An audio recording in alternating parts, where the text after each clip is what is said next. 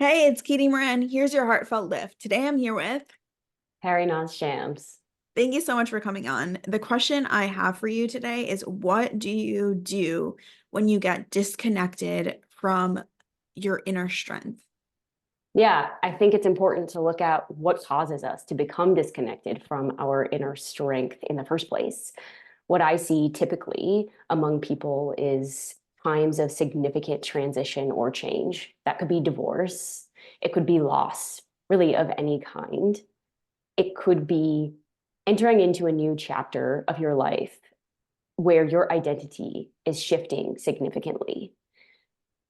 In those points, we often lose sight of who we are, who we've thought ourselves to be, and it can create significant internal stress, turmoil, and it's an important time to look at yourself because there's actually great wisdom that can be found in these times of challenge if only we can tune in to find that wisdom. I love that so much. So how can people tune into that wisdom? Yeah. Really, this is the journey of returning to your essence, Mm. returning to your inner knowing. If we think about it, when we're in times of significant turmoil or change, right? It might not even feel like turmoil. It's just like, wow, my whole life is up in the air and I don't Mhm. know what to do. I don't have any anchor.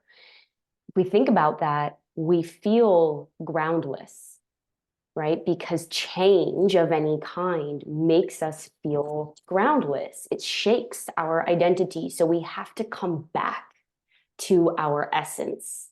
Our essence is essentially the anchor within us. It is the anchor that you can always rely on.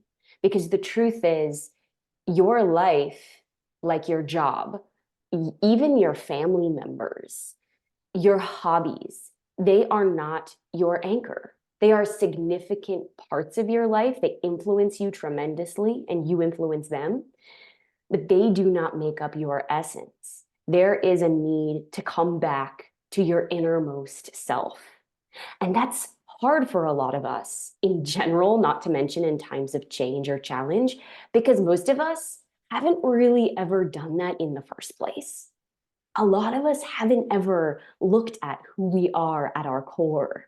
Most of us have just been busy living and surviving and trying to accomplish and achieve in life.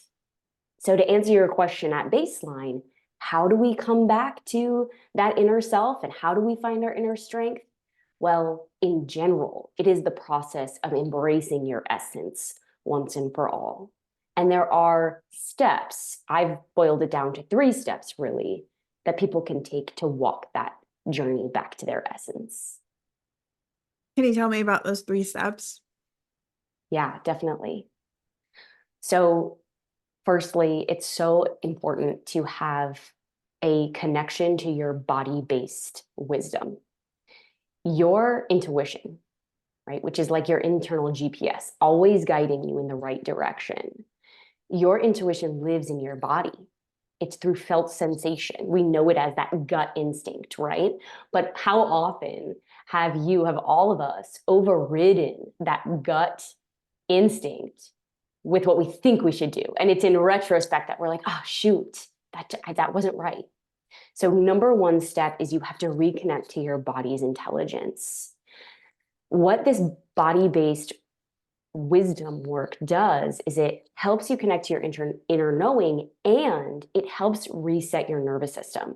When you are going through difficult times, you are thrown into a stress response. Whether you realize it or not, you just are, which means your nervous system is firing out of stress. It's going to make it very hard for you to think clearly. It's going to make it very hard for you to make calm, rational decisions.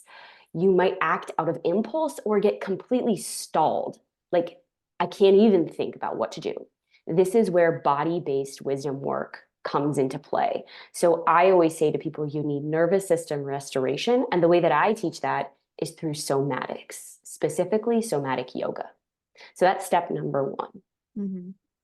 Step number two is to decondition your mind. Now, this feels like a huge topic to people, like it's kind of daunting, but it really doesn't have to be. Um, The process of deconditioning your mind is simply taking some time to look at what are the things in my life, the pressure, the people that are influencing my thought process the most, and learning how to recognize what those influential voices are, but not always give in to them, right? Mm. Because again, it's in times of change, times of turmoil, where it's the people around us who are always saying, well, this is what you should do, or you can't do that, or you need to stop this. And all of that just becomes noise that keeps you stuck.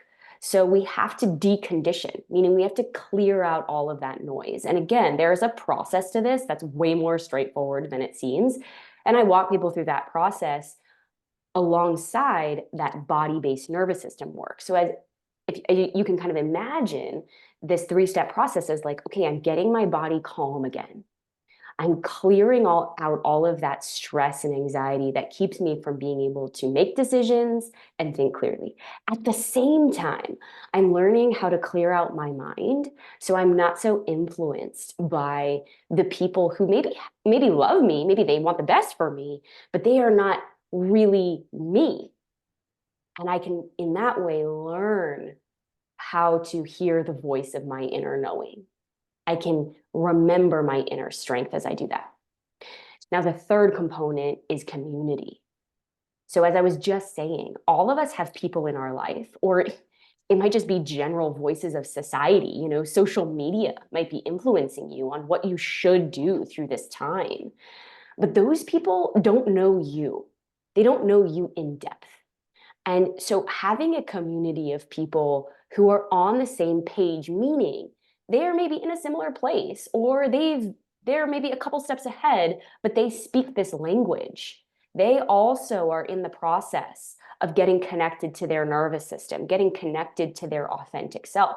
When you're in a community with them, they can support you, encourage you, and reflect back to you important pieces of wisdom that otherwise get lost when we are just on our own trying to figure it out, or when we're surrounded by the people who have always been in our head, like our parents or our siblings or our spouse or our pastor or whomever it is. The point is, you need these three things. You need a calm body, you need a calm mind, because that is the only way the voice of your inner strength, your inner knowing, is going to rise up through you as clear guidance. And then you need a community, a conscious community of fellow seekers to help hold you in this space that can feel very vulnerable and very uncertain. When you have those three pieces working together, you have an integrated system that is going to get you through that time of challenge, that time of change. And it is going to help you remember who you are at your essence. And that is what inner strength is. Inner strength is knowing who we are at our essence and being able to live by it. That's so powerful. Tell me about your upcoming offering that has to do with this. Absolutely. A couple times a year, offer an online program. So anybody can join it from anywhere in the world, really. And you Mhm. come into this intimate cohort of people who are going through something like what we've just described, their Mhm. version of a life change. It could be divorce. It could be I'm entering into retirement and I'm scared. It could be I've just become a mother, or my kids have just left the home and my identity is entirely shifting. I'm at a complete crossroads because my spouse just left me.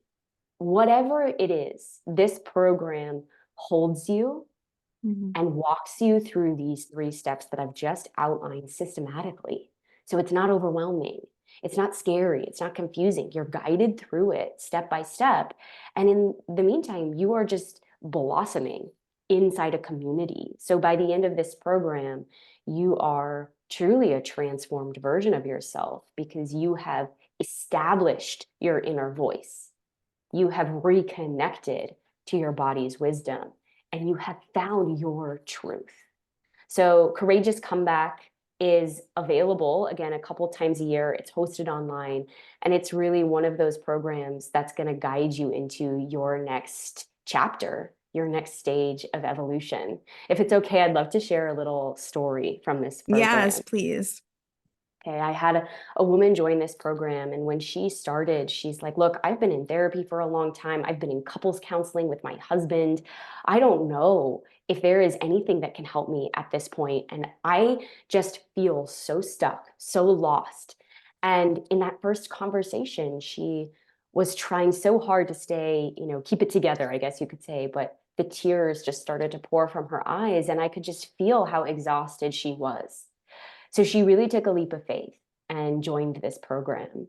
And what she said at the end of this program, which is just a few months long, she said, without this program, the teachings of the program, and the other people inside of it, I would not have had the clarity and the self trust to do what I had known for years I needed to do in that marriage, but I just didn't trust myself. I was so consumed with the other voices in my head.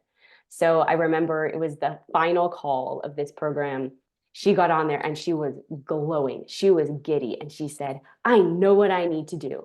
I am filing for divorce. I am moving out. I am freeing myself from this marriage. Now, for her, that was the right step. That doesn't mean that that's the right step for everybody.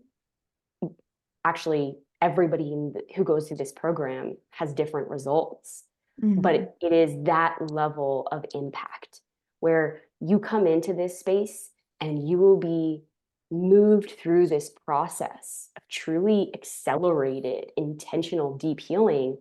So you are very clear. It's like crystal clear in your mind. This is what needs to happen next.